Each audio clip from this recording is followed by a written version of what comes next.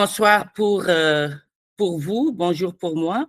Et je vous présente les panélistes. Greta Balou, Hortense Batindek,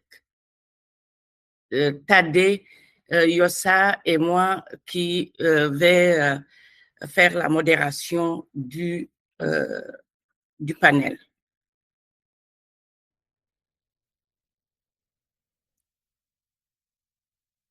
Greta est docteur en économie et spécialisée dans le développement durable, reconnue pour son expertise dans les méthodes d'évaluation et son engagement envers les objectifs du développement durable.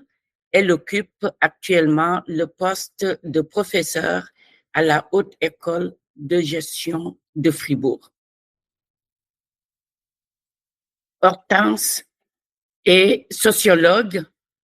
Elle exerce depuis 2010 comme consultante en ingénierie de projet, en ingénierie de formation et en genre auprès de différents pays, auprès de différentes organisations dans les pays du bassin du Congo.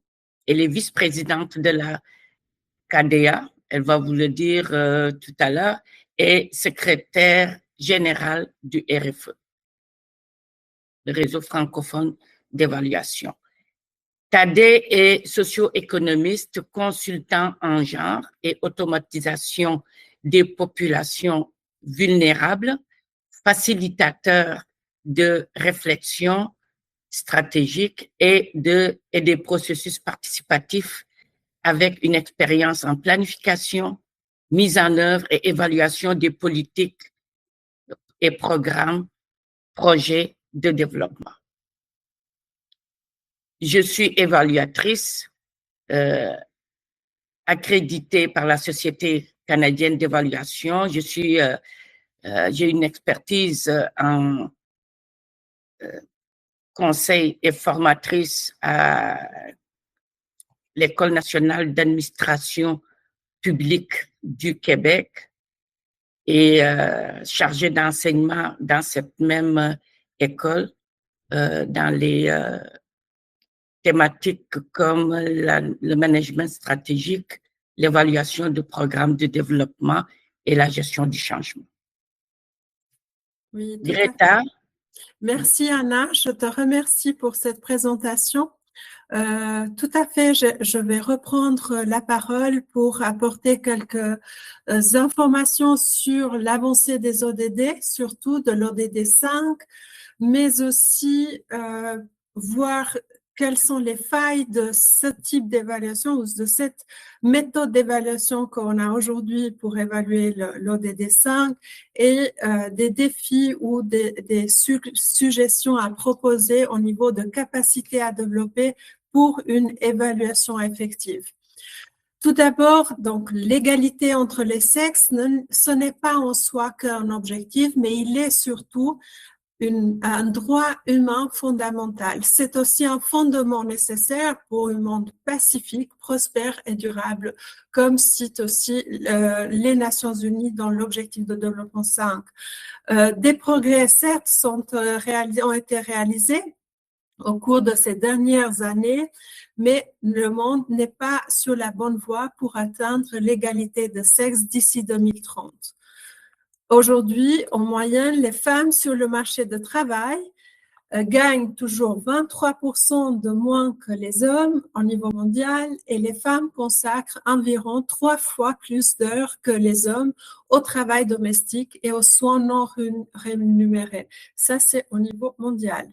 La violence et l'exploitation sexuelle, la répartition inégale des soins non rémunérés et du travail domestique ainsi que la discrimination dans la fonction publique restent des obstacles considérables selon le rapport des Nations Unies sur l'évaluation des ODD. Au rythme actuel, on estime qu'il faudra 300 ans pour mettre fin au mariage des enfants de 186 ans pour combler les lacunes en matière de protection juridique et supprimer les lois discriminatoires, et aussi 140 ans pour que les femmes soient représentées de manière égale dans les postes de pouvoir et dans des directions sur le lieu de travail. Et enfin, 45 ans pour parvenir à une représentation égale dans les parlements nationaux. Donc, on a encore beaucoup de chemin. L'égalité entre les sexes est un objectif transversal et ça doit être aussi considéré pareil dans tous les autres objectifs de développement durable, mais aussi il doit être pris en compte au cœur de toutes les politiques, des budgets, mais aussi des institutions nationaux. Retournons sur l'évaluation. Donc, l'évaluation en soi doit permettre de déterminer dans quelle mesure les différents groupes sociaux bénéficient d'un accès qui soit équitable dans leur développement. Donc, dans leur développement humain, mais aussi à la fois personnel et dans leur communauté. Selon le groupe d'évaluation des Nations Unies, pour que les pays africains soient en mesure d'atteindre les objectifs de développement durable d'ici 2030, leur cadre et politique d'évaluation doivent être renforcés. Donc, de point de vue d'évaluation, on a encore beaucoup de travail, mais surtout, on nécessite une méthode que soit un peu plus interconnectée entre les objectifs de développement durable, mais aussi interconnectée et aussi interdépendante. Certains objectifs ne peuvent pas être réalisés si d'autres objectifs ne sont pas réalisés. Et les objectifs derrière soi, ce sont aussi des droits humains, et c'est pour ça que cette interconnexion doit correspondre aussi au principe des droits humains. Le cadre politique d'évaluation doit inclure et suivre de manière cohérente des dimensions de genre et d'équité dans toutes les évaluations recommandées. Cependant, une analyse de contenu de 36 rapports d'évaluation, selon toujours le groupe d'évaluation des Nations Unies, a révélé que 78% des évaluations étaient insatisfaisantes dans leur approche de l'égalité de sexe et d'équité. De même, une approche qualitative est révélée en accord unanime que la raison principale de la non-utilisation des dimensions de genre et d'équité est la suivante, des dimensions de genre et d'équité sont les suivantes. Tout d'abord, les questions de genre et d'équité ne sont pas, donc ça, ce sont des résultats suite au groupe d'évaluation des Nations Unies, mais aussi des résultats apportés par différentes chercheuses qui ont travaillé sur l'évaluation des ODD et surtout de l'ODD 5. Et il apporte ses réflexions par rapport à la méthode actuelle. Les questions de genre et d'équité ne sont pas une priorité dans la politique nationale d'évaluation, surtout pour les pays en développement comme l'Afrique. La capacité à mener des évaluations sur le genre et l'équité est faible, donc la capacité nationale. Les fonds pour mener des évaluations sur le genre et l'équité sont insuffisants. Et aussi, les fonds nécessaires à la réalisation de l'évaluation axée sur le genre et l'équité ne sont pas facilement disponibles. Donc, sur cela, l'évaluation du contexte de développement exige encore aujourd'hui que les évaluations soient axées sur les éléments suivants ou qui portent à un développement des capacités pour une évaluation effective, que ça soit au niveau, donc le développement des capacités au niveau international. Il faudra intervenir par rapport aux critères. Vous connaissez tous, par exemple, les critères de OCDE sur l'évaluation que sont la pertinence, l'efficacité, l'efficience, mais aussi l'impact et la durabilité. Il est temps d'ajouter dans ces critères, dans ces principes aussi, celle de genre et d'équité. Ça veut dire qu'ils deviennent un principe en soi pour toutes sortes d'évaluations. De point de vue national, le renforcement des capacités d'évaluation au niveau national et surtout qui prennent en compte ou qui, dans leur méthode, soient ouverts à la fois à l'accès, à la participation et à la non-discrimination pour toute évaluation. Par rapport au niveau local, ce qui est aussi un point très important, c'est le principe de la subsidiarité. Donc, que les décisions soient prises au plus proche des personnes évaluées ou des personnes au niveau local, mais que aussi, et il ne faut pas oublier, la prise en compte de toutes les parties prenantes que sont impliquées dans l'évaluation et aussi des personnes évaluées. La dernière, last but not least, c'est qu'il faut renforcer et travailler avec les personnes qui sont évaluées. Ils doivent avoir la capacité de se auto-évaluer, de la capacité de participer dans les projets où ils sont impliqués et d'être capables d'évaluer leur propre épanouissement, sa propre identité, mais aussi leur dimension culturelle par rapport à l'environnement et par rapport à leur propre personne. Et avec cela, j'ouvre le débat avec mes deux collègues et je vous remercie pour votre attention. Merci beaucoup, Greta, pour cette... moi, je dirais que vous avez vraiment mis la table. Alors, c'est au tour de Thaddée. Thaddée, la question qu'on vous pose, ce sont les défis. Quels sont les défis rencontrés par les équipes d'évaluation de l'intégration du genre dans les projets, dans les contextes de crise humanitaire? Assez précis. Oui, merci beaucoup, Ada. Merci, Greta. C'est important de parler de ce contexte-là, n'est-ce pas? Le contexte de crise humanitaire, qui est un contexte qui est en train de devenir pratiquement la norme, alors que par le passé, c'était l'exception. Nous avons commencé à développer les premiers outils et à former l'expertise sur les questions d'évaluation dans le contexte de développement d'abord, puis dans le contexte de transition, de relèvement. Et aujourd'hui, on en est à être obligé de mettre l'accent sur les contextes de crise. Crise sécuritaire notamment, avec tous les conflits armés que nous avons.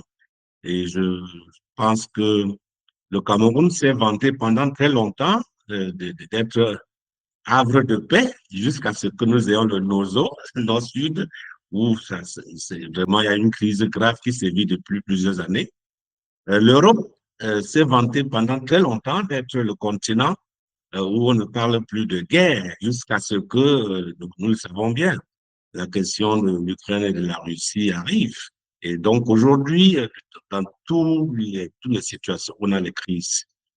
Crises humanitaires liées à la sécurité, je l'ai dit, mais également des crises sanitaires, des crises climatiques, de crises qui s'entremêlent et qui font en sorte, pour revenir à la problématique du renforcement des capacités, il faut former les gens qui sont capables de faire des évaluations en situation de crise. Et ce n'est pas exactement la même chose. Les défis que rencontrent les équipes d'évaluation sont nombreux, mais je vais parler de, mettons quoi, 4 ou 5 défis qui me paraissent être vraiment majeurs. Le premier défi, c'est la volatilité des contextes, la volatilité des situations, la volatilité. Les choses changent tellement vite.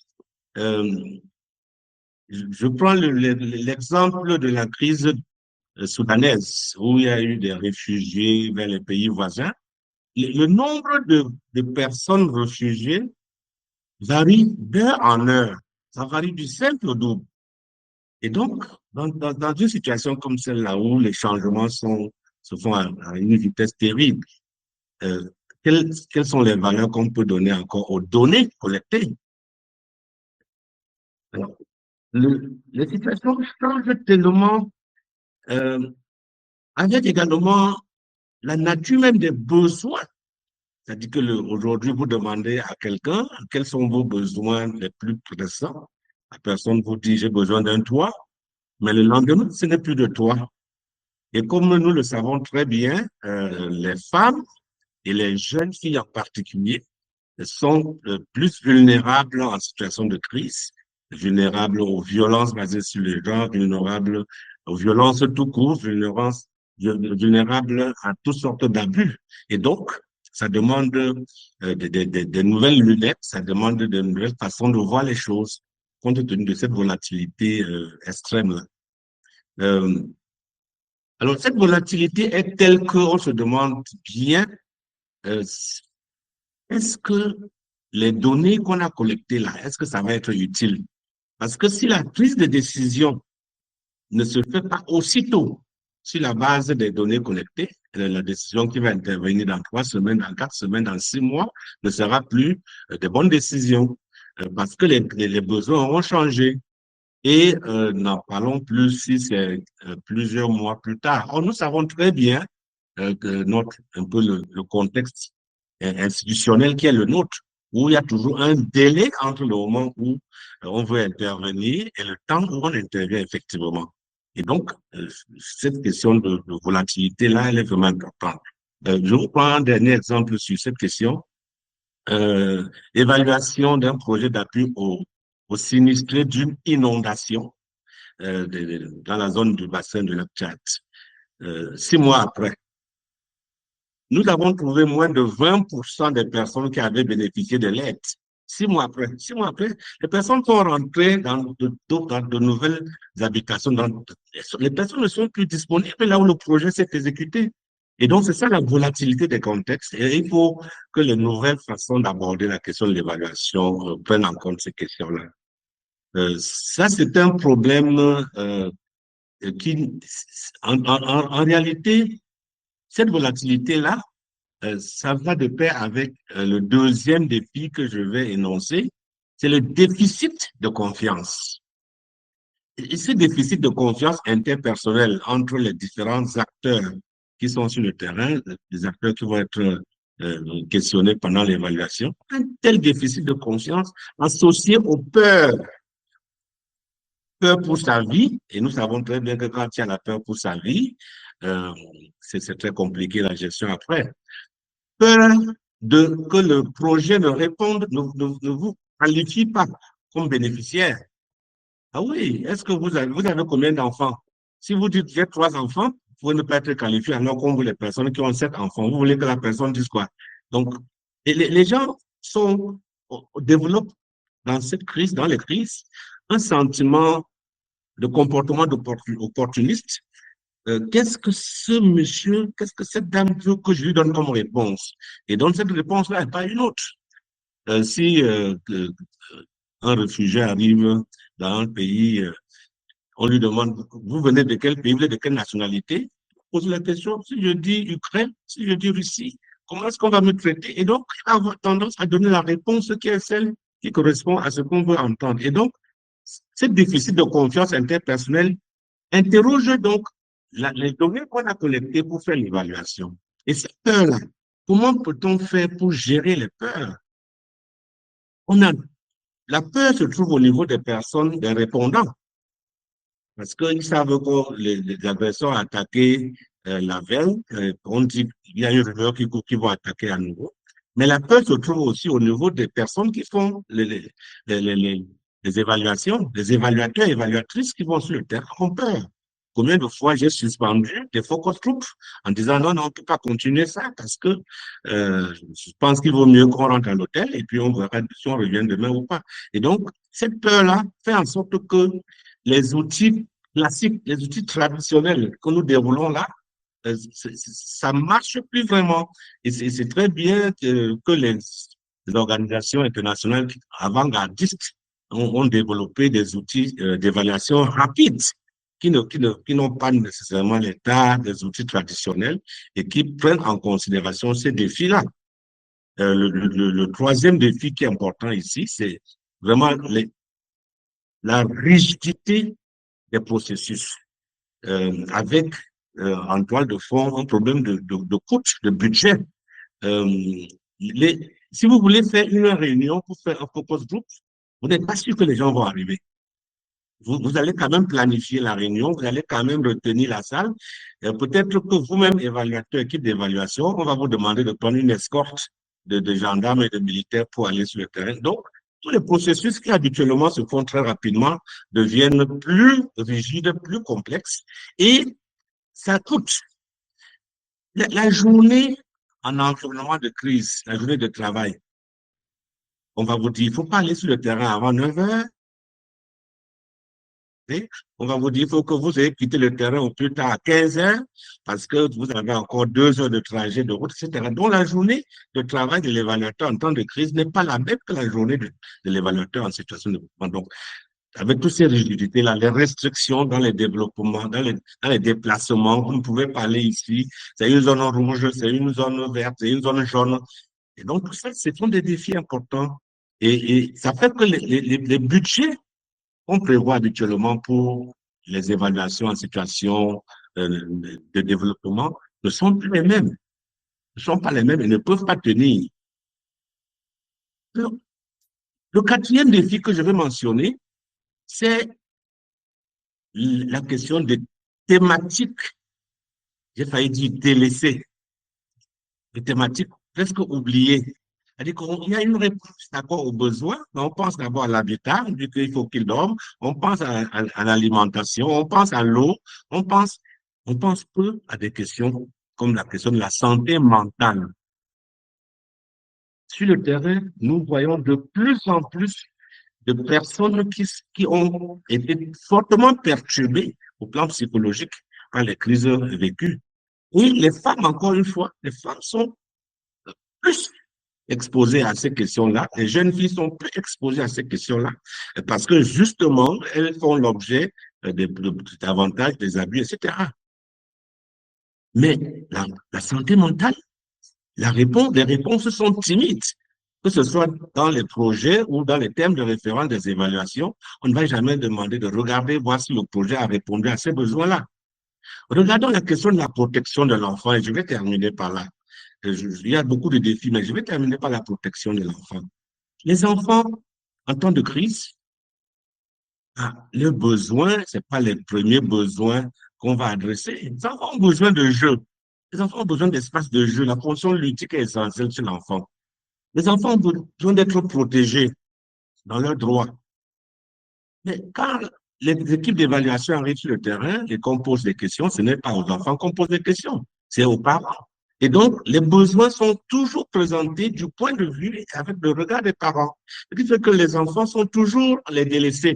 Heureusement, encore une fois, il y a des organisations internationales comme l'UNICEF, je peux le citer, qui sont vraiment engagés sur la question de la protection des droits et la réponse aux besoins des enfants.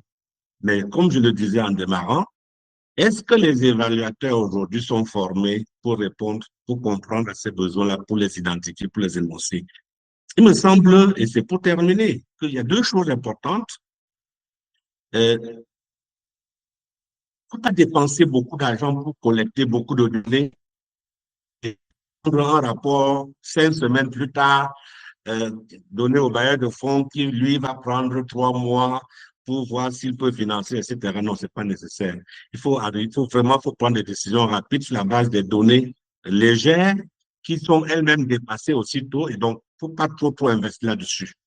Deuxième élément, dans la formation des équipes d'évaluation, dans la formation des experts en évaluation, dans les questions de genre, il faut penser à aller plus loin dans une approche intersectionnelle et adresser la question des enfants, la question des personnes en difficulté avec la santé mentale. Et c'est comme ça, je pense, à ce prix seulement, que l'évaluation va continuer à demeurer un instrument pertinent au service de l'épanouissement des individuels et collectifs des communautés. Je vous remercie pour votre attention. Tout à l'heure, on pourra rebondir sur des questions. Merci à vous. Merci beaucoup. Merci pour d'avoir annoncé effectivement, c'est très intéressant les différents défis là de l'évaluateur, surtout dans un contexte précis de crise humanitaire. La parole est à Hortense. Hortense, quelles sont les principales contraintes que rencontrent les évaluateurs, évaluatrices lors des évaluations de l'ODD 5 dans le secteur forestier au Cameroun, plus précisément? Oui. Bonjour et merci de me passer la parole. Je vais donc m'attarder sur les contraintes. Nous savons tous que le secteur forestier est une source de revenus importante pour le Cameroun et en général pour les pays du bassin du Congo qui exploitent la forêt sous plusieurs formes. Il y a le bois, il y a les produits forestiers non ligneux. Et actuellement, avec comment je peux dire, les textes, les décisions en Afrique centrale d'arrêt de l'exportation des bois en grumes, il se trouve que les exploitants et les communautés forestières, c'est-à-dire les communautés locales forestières, ceux qui vivent des ressources de la forêt et qui vivent dans ces forêts, ont davantage besoin d'être appuyés, accompagnés. Et il y a différents projets de renforcement des capacités pour la transformation du bois qui sont mis en œuvre et appuyés par les bailleurs de fonds. Différents projets pour le leadership féminin, parce que nous connaissons tous la problématique de l'inégalité d'accès aux ressources de production, parce que les femmes ne sont pas propriétaires de terres et encore moins de forêts. Donc, même lorsqu'elles exploitent les produits forestiers non ligneux, très souvent, les revenus sont récupérés par les hommes et ça cause un réel problème. Donc, les évaluations dans ces zones-là, les principales contraintes qu'on retrouve, c'est déjà la contrainte de maîtriser les facteurs de complexité dans ces zones-là. Pourquoi? Parce que la complexité dans les dynamiques de genre dans les secteurs forestiers, du fait même que ce soit des communautés essentiellement, comment je veux dire, basées sur l'approche patriarcale, on a donc une pluralité d'acteurs aux intérêts antagonistes. J'ai parlé tout à l'heure de l'exploitation. Nous avons des exploitants forestiers qui sont des entreprises, nous avons les administrations en charge des forêts, les administrations en charge des finances, des impôts, nous avons les bailleurs, nous avons les projets. Donc, cette pluralité d'acteurs rend très complexe comment je veux dire ça, les missions d'évaluation. Essentiellement, les forêts communautaires, par exemple au Cameroun, le cas des forêts communautaires avec lesquelles moi je travaille beaucoup, les forêts communautaires veulent exploiter, veulent bénéficier des ressources forestières, mais nous avons également des textes de loi qui disent que cette zone, il ne faut pas exploiter tel arbre. Il y a certains arbres qui sont interdits à la coupe pour préserver la forêt. Et également, les exploitants forestiers comment je peux dire ça, exploitent les forêts souvent au détriment, sans tenir compte des cahiers des charges.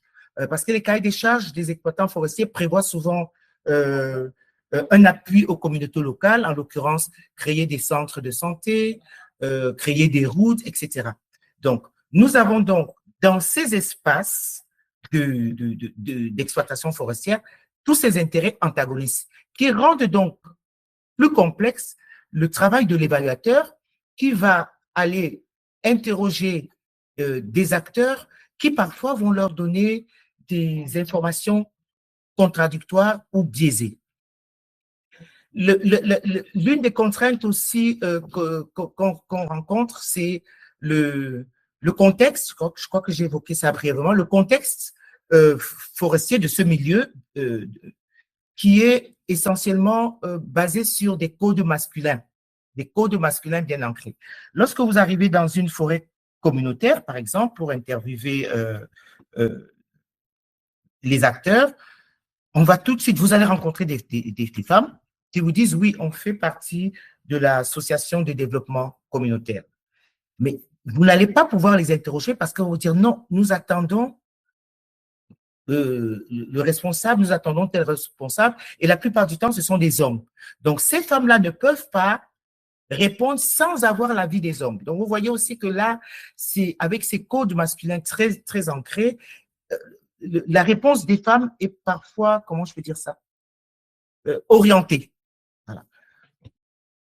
Voilà. Et la contrainte face à cette complexité, je pense qu'il y a une contrainte au niveau des évaluateurs et des évaluatrices, c'est-à-dire développer l'agir. Moi, ce que j'appelle ici l'agir de l'expert évaluateur, c'est déjà être motivé à son travail, vouloir, il faut une motivation, mais cette motivation doit pouvoir être cadrée lors du cadrage de la mission. Les évaluateurs, comment dire, essentiellement aussi, je pense qu'il faut qu'il y ait une mixité dans les évaluateurs, des hommes et des femmes. J'évoque également dans le développement de l'agir, le pouvoir, le moyen et les contraintes, le pouvoir d'agir. Donner à l'expert évaluateur le pouvoir d'agir, c'est-à-dire qu'il est, et je crois que Tadé l'évoquait tout à l'heure, les moyens de pouvoir comprendre le milieu, les outils appropriés pour pouvoir comprendre le milieu, la complexité qu'il y a dans ces dynamiques de genre dans le secteur forestier, c'est pas toujours donné. Les moyens de pouvoir se remettre en cause et au besoin utiliser des approches d'évaluation ou des méthodes ou des outils, je dirais pas non conventionnels, mais un peu, c'est-à-dire, comment je peux dire ça, non codifiés comme les différents méthodes et outils le font. Et également, il y a le développement de l'agir comprend aussi le savoir. Le savoir, maintenant, va combiner cette motivation et ces moyens dont dispose l'évaluateur pour pouvoir agir. Mais c'est là tout le problème. Est-ce que, justement, les évaluateurs, les évaluatrices, ont ce savoir agir en contexte de complexité dans un milieu où nous avons des codes masculins bien ancrés, je dirais même souvent cachés sous je ne sais pas moi, vous allez interviewer des femmes, comme je disais, elles vont répondre par rapport à des codes précis, par rapport à une pression sociale et morale. Donc, c'est pourquoi j'insiste sur ce développement de l'agir qui est une composante de plusieurs éléments qui partent d'abord de la compétence de l'évaluateur à évaluer, mais également d'une compétence plurielle, c'est-à-dire l'approche, comment je vais approcher les gens, comment je vais leur parler, comment je vais me comporter, quelle stratégie je vais adopter pour pouvoir interroger, pour pouvoir, obtenir des femmes les bonnes réponses. Les focus group hommes-femmes, ça ne marche pas toujours. Même les focus group femmes, est-ce qu'il ne faudrait pas plutôt m'adresser aux femmes de façon individuelle? Et ça impacte également la durée de la mission. Donc, il faudrait revoir certaines approches pour pouvoir mieux interroger je dirais les dynamiques de genre dans le secteur forestier.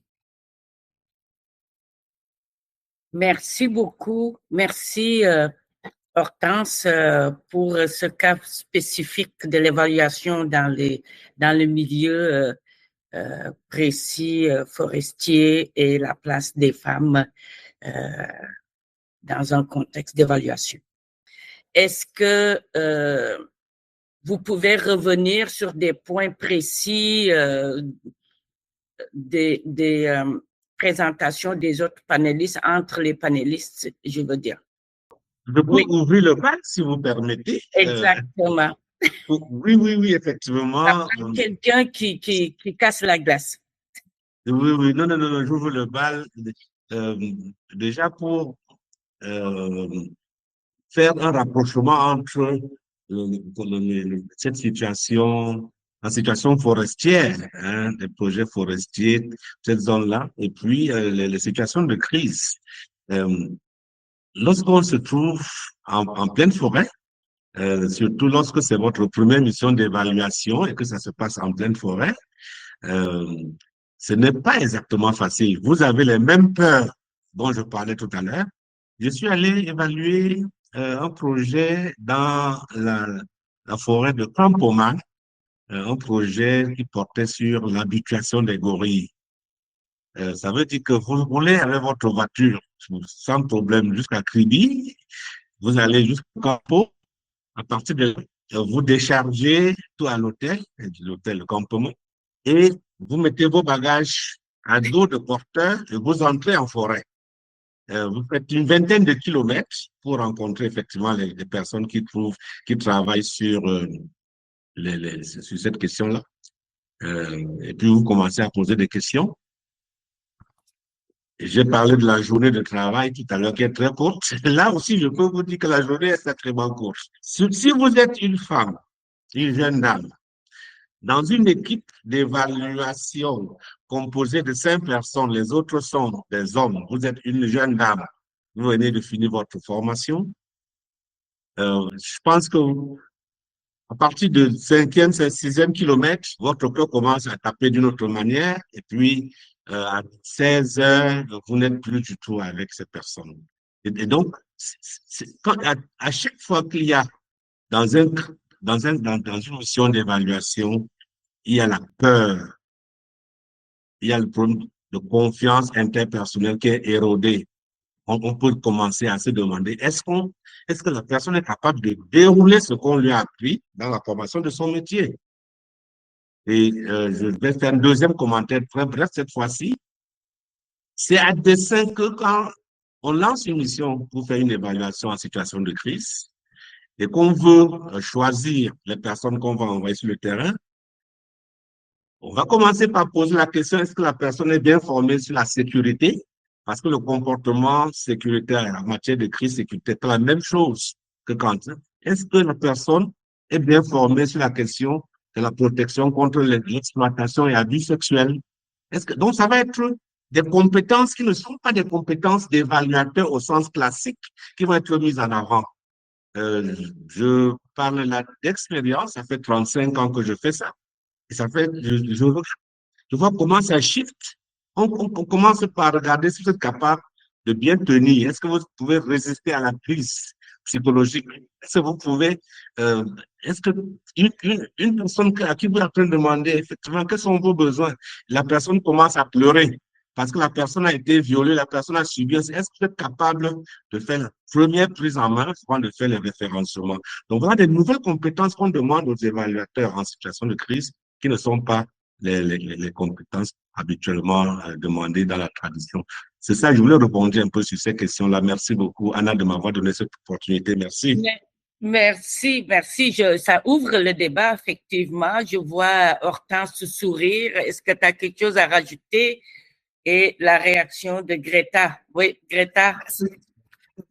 Alors, j'ai d'abord une question qui a été posée par Agora Consulting, c'est lié à Hortense, donc c'était une question que je voulais aussi te poser. Au regard des diverses difficultés que l'évaluateur peut rencontrer dans le secteur forestier, quelle astuce pour obtenir des femmes les informations liées aux femmes et les bonnes informations qu'on a besoin? Est-ce que vous auriez des astuces, Hortense? Oui. Alors, c'est pour ça que tout à l'heure, j'ai évoqué un peu le timing, la durée de l'évaluation. Si on vous donne que 2 jours, 3 jours, etc.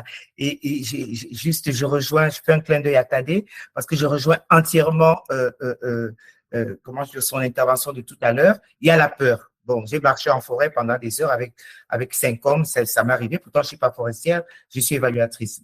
Alors, les astuces pour pouvoir interroger les femmes dans ces contextes très masculins, c'est tout simplement proposer au commanditaire de l'évaluation ou au chef de projet, si vous êtes juste un membre du groupe, de vous permettre, comment je peux dire ça, de bouger un peu les lignes, c'est-à-dire peut-être si c'est 2-3 jours, etc., de bouger un peu les lignes, et non seulement dans la durée, et de bouger un peu les lignes dans les approches. Ça veut dire quoi? Ça veut dire qu'au lieu, vous pouvez faire un focus group, vous pouvez interviewer les gens lors d'une assemblée, etc., mais que vous puissiez également participer. Il y a des associations de femmes, il y a comment dire, admettons qu'à ce moment-là, il y a un mariage ou une dot ou quelque chose comme ça. Vous allez vous installer, vous participez. Waouh, qu'elle est belle, la mariée. Et là, les dames à côté de vous, vous pouvez discuter. Là, moi, j'appelle parfois ça dans l'informel, mais ce n'est pas peut-être le bon mot. Là, vous pouvez avoir des échanges francs parce que vous êtes entré dans la cuisine où on prépare le mets de pistache pour la mariée. Ah, bonjour, je pourrais vous aider. Et vous mettez, vous êtes déjà en tenue kaba, comme on appelle ici. Vous attachez votre foulard. Et je peux vous aider à… Vous voyez, attacher le bâton de manioc, je prends un exemple. Hein. Vous entrez dans la cuisine, je peux vous aider à attacher le bâton de manioc. Voilà. Maintenant, si vous êtes en pleine forêt, en train de marcher avec des hommes, etc., ralentissez parce qu'il y a des femmes derrière et vous vous mettez à marcher avec des femmes. Waouh, c'est ton champ, ça. C'est toi qui as récolté toutes ces mangues sauvages. Vous commencez d'abord par parler du quotidien, de ce qu'elle fait. Elle va s'ouvrir. En fait, ça, c'est l'une des astuces. Merci, Hortense. Merci. Greta, est-ce qu'il y a une autre question? Oui, tout à fait. J'ai une autre question. Il est clair que dans l'égalité entre sexes, il y a aussi les hommes. Donc, comment faire avec les hommes pour les rendre sensibles et conscients de ces comportements et comment permettre aux femmes de rentrer dans cet équilibre de pouvoir. Donc, d'abord, j'aimerais savoir qu'est-ce que vous faites dans une équipe d'évaluateurs où il y a des hommes, comment on les rend sensibles à ces sujets. Et ensuite, comment en fait améliorer ou faire en sorte qu'il y ait un équilibre de pouvoir dans le rôle de l'évaluateur ou de l'évaluatrice. La question est pour les deux. Hein? Je peux commencer? Oui, vous pouvez. Vous voyez que c'est vrai que comme on n'a pas beaucoup de temps, j'ai évoqué rapidement ce que j'appelle la théorie de l'agir, que j'ai un peu développée sur la base de certaines recherches dans le cadre d'une évaluation des femmes députées. Je m'étais posé la question de savoir comment les femmes entrent en politique et comment elles se maintiennent en politique. J'ai essentiellement interrogé les dames qui avaient eu au moins 2 mandats. Et c'est de là que j'ai développé sur la base, c'est pas ma théorie, mais je l'ai un peu transformée. L'agir, en fait, c'est pour, quand vous voyez qu'on dit vouloir, le vouloir, il faut être motivé. Maintenant, le pouvoir, il faut avoir des capitaux, il faut avoir des armes. Enfin, j'appelle ça, il faut avoir des armes pour pouvoir agir. Et maintenant, il y a le savoir. Donc, il faut développer chez l'évaluatrice, et je crois que tu avais un peu soulevé cette question, il faut développer des compétences, je vais dire de leadership, mais je peux maîtriser je peux maîtriser les outils d'évaluation, mais si je n'ai pas d'autres compétences, c'est pour ça qu'on parle de pluralité de compétences, c'est une combinaison de compétences, voilà. Si je n'ai pas d'autres compétences personnelles, comment m'adapter? Si j'ai peur du milieu et que j'ai même peur de parler de mes peurs, voilà, disons-le comme ça, parce que moi, j'arrive en forêt, moi, j'ai dit aux hommes, écoutez, vous pouvez aller devant, moi, je n'irai pas aussi vite que vous, hein, moi, je reste avec les dames. Il y a des blagues. En fait. Si j'ai peur de mes peurs, je ne peux pas en parler, je ne peux pas démystifier. Donc, en fait, l'évaluatrice, disons-le comme ça, devrait être capable de se dépasser, je veux dire ça simplement, Mais pour ça, il faut renforcer le leadership, il faut renforcer, comment je peux dire ça, la maîtrise de soi également. Et puis, le fait d'être, on dit quoi, de pouvoir s'adapter, le pouvoir d'adaptation, voilà. Le pouvoir d'adaptation. Vous arrivez dans une communauté où vous voyez des femmes dans un groupe, vous dites non, je ne vais pas y aller, peut-être elles sont assises sur une natte, je ne veux pas m'asseoir sur la natte. Non, vous vous asseyez sur la natte, vous vous asseyez sur le banc et vous vous mettez à décortiquer les arachides avec elles. Ça, il faut pouvoir le faire. S'adapter au contexte. Est-ce que tu as quelque chose à rajouter, Tadé? Oui. En même temps, c'est important, on a dit, de se former sur cette expertise périphérique là. La question de sécurité, la question d'abus, exploitation sexuelle. Alors, comment est-ce qu'on se comporte quand on est dans une équipe et qu'on est un seul homme parmi 4 femmes ou bien une seule femme parmi 4 hommes? Vraiment, la formation va vous dire clairement, et ça, c'est bien de le dire, les institutions aujourd'hui ont pratiquement transformé ça en charte à signer pour faire partie de l'équipe de mission. Vous signez que vous vous engagez à appliquer cela.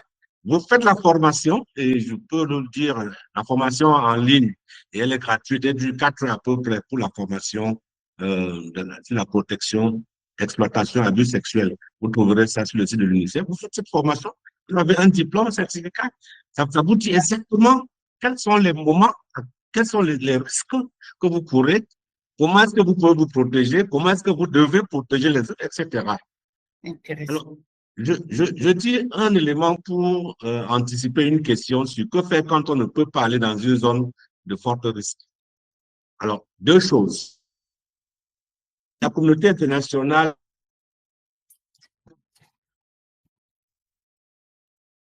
c'est-à-dire qu'on doit rapprocher les interventions du terrain. On doit s'assurer que les personnes qui vont sur le terrain sont les personnes qui sont le plus proches du terrain. C'est le concept de localisation. Moi, je n'aime pas beaucoup cette expression, mais j'aime bien ce qui se passe derrière, ce qui se trouve derrière.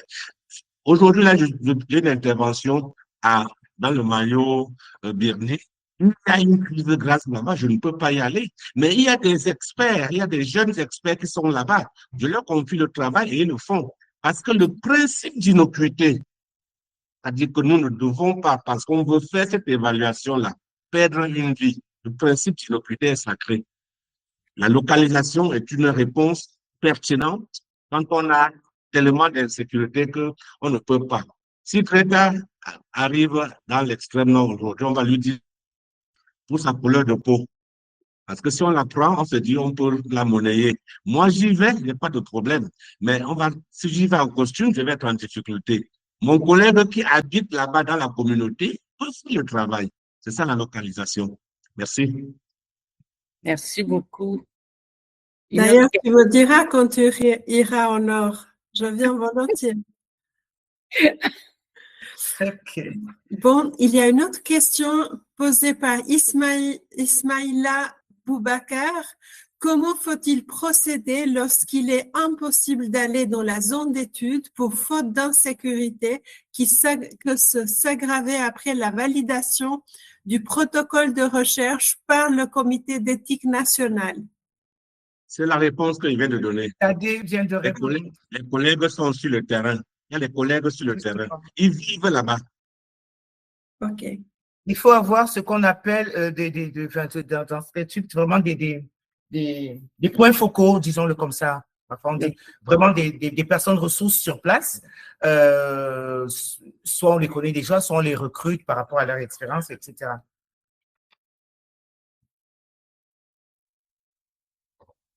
Parfait. Une autre question? Non.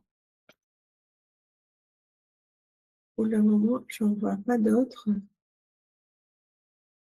Est-ce que vous pouvez, vous avez d'autres pour les panélistes, vous avez d'autres à la lumière de ce qui vient de se dire par vous 3, si vous avez d'autres éléments que vous voulez rajouter. Je sais que le temps qu'on qu'on vous avait donné n'était pas assez, assez long. Alors, si vous avez d'autres éléments à rajouter pour compléter votre réflexion.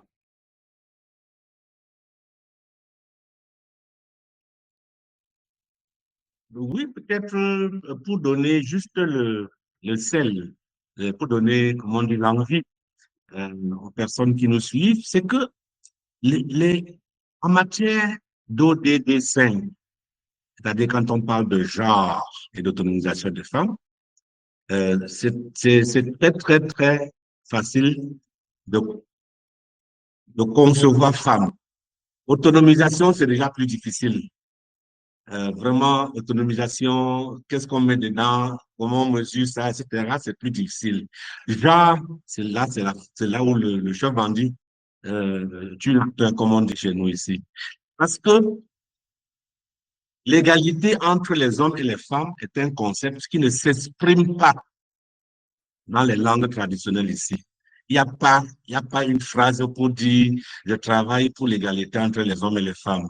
Et donc, quand vous êtes un évaluateur, vous travaillez sur cette question-là, il faut que vous arriviez à faire la transposition de savoir comment je vais expliquer ce que je veux là. Parce que si vous dites à une famille que nous sommes venus pour l'égalité entre l'homme et la femme, le monsieur va vous demander, vous voulez que ma femme soit égale à moi? Oui. La femme va vous demander, qu'est-ce que vous voulez? Donc, vous allez avoir tout de suite un blocage, vous ne pouvez pas aller plus loin. Tout à fait. Donc, il y a un gros problème de vocabulaire qui se pose sur cette thématique-là. Et ce problème de vocabulaire qui est un défi important. C'est tel qu'aujourd'hui, on observe qu'il y a une appropriation de l'ODD5 par le sommet, c'est-à-dire que les documents de politique nationale, nous avons, tous nos pays ont des documents de politique nationale, genre, nous avons des directives, genre, nous avons des lois, genre, mais dans les communautés, sur le terrain, rien ne change parce que il faut qu'on arrive à l'appropriation par la base. Et le problème linguistique, le problème anthropologiquement, nous ne savons pas dire égalité entre les hommes et les femmes. Et donc, c'est un défi majeur pour nous. Merci beaucoup. Pour que tu ne me donnes plus la parole, Anna, Oui. je dis vraiment, c'est important que les collègues évaluateurs se forment sur les compétences périphériques. C'est vraiment important, notamment pour intervenir dans les contextes de crise.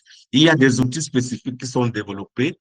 On peut faire 10 ans d'évaluation en contexte de développement et être incompétent et être néophyte en contexte humanitaire. C'était le message à passer aux collègues. Intéressons-nous à ça. Je dis aux collègues camerounais, quand on m'envoie à Bamenda faire mon focus group, je m'arrête à Bouddha. Je le fais à Bouddha parce que l'inocuité me demande de ne pas aller là-bas. Et puis j'ai des collègues qui sont à Bamenda et qui peuvent faire le relais. Merci vraiment beaucoup. Merci pour cet honneur que vous nous avez fait aujourd'hui. Et je tiens à ajouter qu'il y a 2 autres peut-être compétences qu'on demande dans l'évaluation et on exige aujourd'hui pour la réalisation des objectifs de développement durable.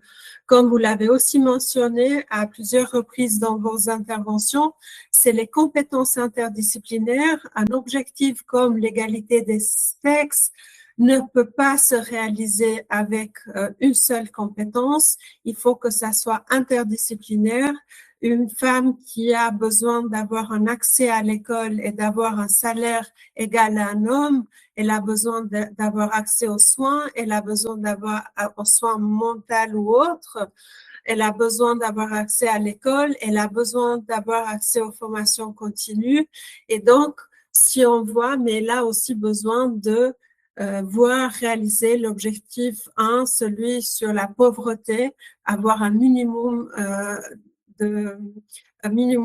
d'accès à l'alimentation. Donc, c'est pour cela qu'aujourd'hui, l'évaluation ou les méthodes d'évaluation deviennent plus complexes parce qu'elles demandent aussi, elles exigent aussi de ces compétences interdisciplinaires et de ce travail, pas que pluridisciplinaire aussi, mais pas que, mais être capable à réaliser la chaîne d'un objectif d'une façon interdisciplinaire, mais aussi interculturelle. Il faut pas oublier que dans les 17 objectifs de développement durable, on en parle très peu de la dimension culturelle. Tadé, elle venait de la mentionner, de la dimension culturelle des autres ODD. La question de l'objectif de développement durable 5 ne peut pas se réaliser si on ne prend pas en compte aussi la question anthropologique, le développement du pays, la manière comment on traite une femme dans une certaine culture et comment faire en sorte qu'on garantit l'équilibre du pouvoir entre hommes et femmes, mais comment on fait en sorte que une femme soit respectée dans sa dignité et dans son identité culturelle. Donc, j'y tiens à ajouter à ces deux compétences ou capacités que me semblent principales, mais aussi le fait que aujourd'hui, l'objectif de développement durable 5 est aussi un objectif transversal, donc un objectif qui doit faire partie dans tous les autres objectifs. L'accès, la non-discrimination et la participation effective des femmes mais aussi des enfants, doit être une priorité pour tous les autres objectifs. Je conclue avec ces trois idées, puis je vous remercie encore. Je remercie Jean-Marie qui est toujours là, qui est toujours capable à bien organiser, à mettre en place des Et qui n'est jamais stressé. Avec un calme incroyable. Merci Jean-Marie. Et je vous souhaite tout de bon à vous les autres et merci pour cette occasion. Merci, merci Greta. Hortense, ton mot de la fin. Merci. Alors, donc, moi, je voulais dire merci pour cette opportunité. C'est vrai que c'était court, bref, mais très enrichissante et je fais mienne les conclusions de mes prédécesseurs, à savoir Tadé et Greta, qui ont bien mis en exergue ce besoin, pourrais dire même crucial, d'interdisciplinarité. Et les évaluateurs, hommes comme femmes, ont besoin de compléter leurs compétences avec tous ces aspects que je dirais, que j'appellerais aussi des aspects transversaux. J'étais en train de réitérer le fait que des formations complémentaires pour tout évaluateur, évaluatrice, ces formations sont nécessaires pour pouvoir faire face à ces contextes complexes. Parce que l'évaluation de l'ODD 5 est en elle-même complexe. Pourquoi? Parce que elle s'effectue dans des milieux complexes tels que les zones rurales du Cameroun, du Congo, etc., tels que le secteur forestier. Et je le rejoins, Tadé qui disait que l'égalité des genres, l'égalité homme-femme, ça ne se traduit dans aucune langue, dans aucune de nos langues. Et j'irai même plus loin en indexant un peu nos politiques avec nos ministères que nous avons dans la majorité des pays africains, ministère de la promotion de la femme, qui, à mon sens, ne sert pas vraiment l'approche genre, qui ne sert pas vraiment cette évaluation, cette prise en compte de cet ODD qui est très important parce que la majorité des gens dans notre environnement, que ce soit des profanes ou non, se braquent à chaque fois qu'on évoque « Oh, vous avez un ministère, le ministère des femmes ». Parce que le genre, ce n'est pas que les femmes. Et je dis toujours ce genre. Le genre, ce n'est pas seulement les femmes. Le genre, c'est justement un problème de répartition des rôles, des tâches et des ressources entre les hommes et les femmes. Donc, ça n'intéresse pas seulement les femmes. Donc, quand nous avons dans nos politiques des ministères dédiés pour la promotion de la femme et de la famille, pour moi, ça fait un peu tâche et ça complique en fait notre rôle. Merci beaucoup, merci pour le mot de la fin. Et on peut maintenant, ceci fait le tour de nos intervenants et on peut faire la clôture de ce webinaire en vous remerciant encore une fois d'être venu et à la prochaine, certainement.